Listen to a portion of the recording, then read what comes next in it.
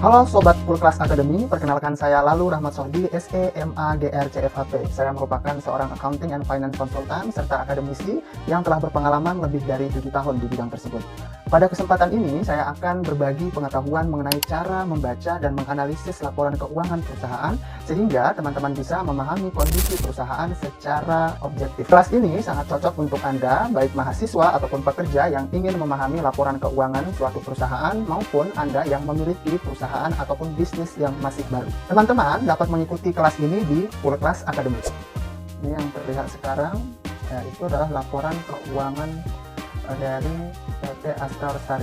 Nah, teman-teman, ketika kita mau melihat annual report perusahaan, ya, kita ada nanti di setiap laporan keuangan perusahaan itu di dalam annual reportnya ada ikhtisar kinerja keuangan yang di-highlight oleh masing-masing perusahaan. Nah, untuk mencapai angka seperti ini pastinya ada proses perhitungannya terlebih dahulu.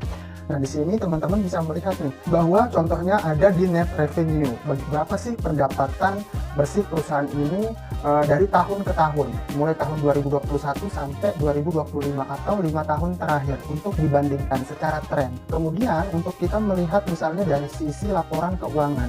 Ya, dari sisi laporan keuangan kita bisa melihat terkait tadi ya current asset, ya total current asset berapa, total liabilitas berapa, dan total ekuitas berapa.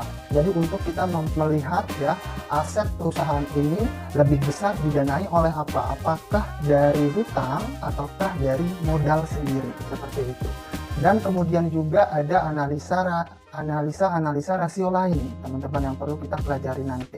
Contohnya seperti apa? Ada rasio lancar atau current ratio, ya, debt to asset ratio, debt to equity ratio. Nah, di sini ada perbandingan dari tahun ke tahun. Contohnya di perusahaan ini yaitu di debt to asset ratio-nya dari tahun 2021 sampai 2025 ini cenderung menurun ya, 0,3, 0,2 dan sampai sekarang 0,1 untuk perbandingan dari utang terhadap aset itu sendiri. Nah, nanti teman-teman akan belajar lebih dalam terkait bagaimana membaca rasio-rasio keuangan ini.